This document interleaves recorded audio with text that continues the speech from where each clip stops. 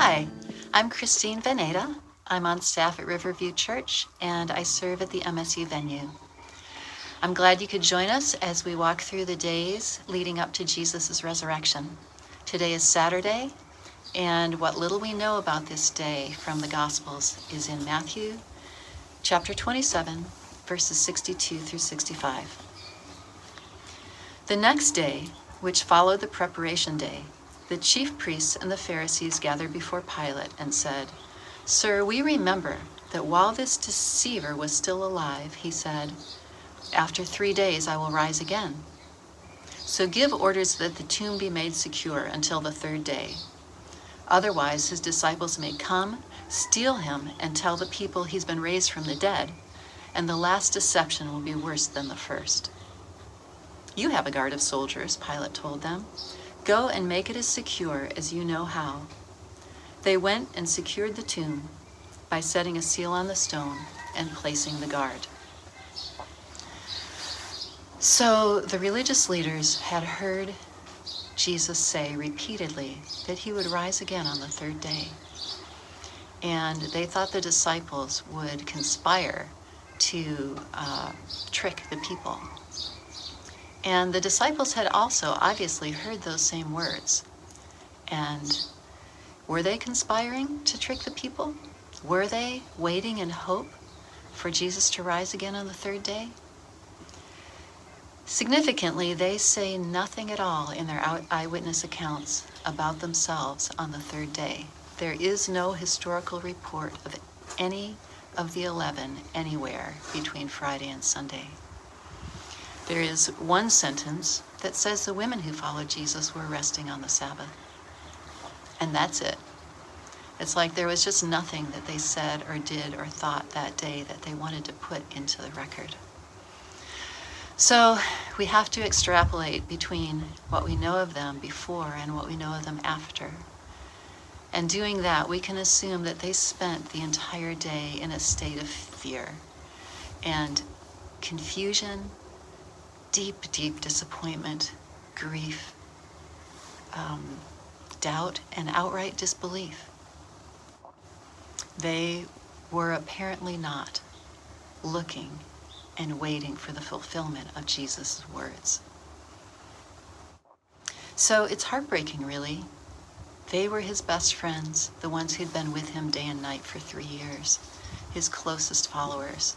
And just 2 days ago, they had promised, they had sworn that they were ready to follow him into prison and even death.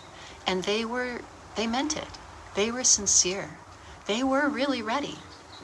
They showed this when the mob came with swords and clubs to arrest Jesus. And they must have thought this was it. This is when they're going to charge with their leader into battle. And Peter jumps out with his sword and hacks away, and Jesus stops him. And Jesus fixes the ear that Peter had managed to lop off. And then he just walks into the hands of the enemy. And it wasn't until then that the disciples turned and ran. Peter followed from a distance. He sat outside the wall all night and listened as his hero, the man at whose feet he had fallen in reverence and awe. His hero appeared to be utterly powerless before the soldiers who spit on him and mocked him, beat him, and utterly humiliated him. And that's what Peter wasn't ready for. That's when he denied that he'd ever even met Jesus. So it's not like we can even say, well, we know what they didn't know, because they did know.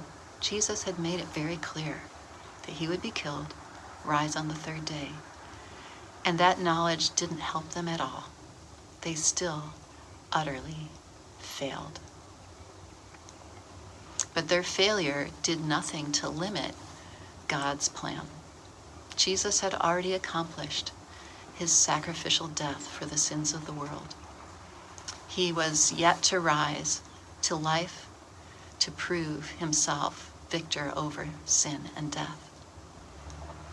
but they knew it would happen. It just didn't help them do well.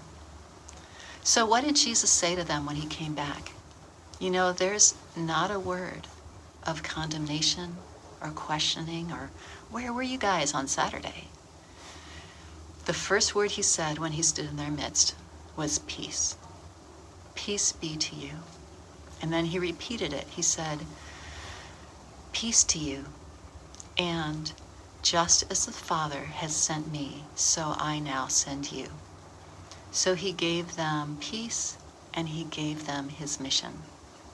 He entrusted them from the first moment with picking up where they left off, back when they were ready to follow him anywhere. And he gave them that opportunity again. So I don't know what challenges you face. I don't know if COVID-19 is a huge challenge for you right now or just a blip on the screen compared to the other challenges in your life. I don't know if you've done victoriously or if you've deeply disappointed yourself.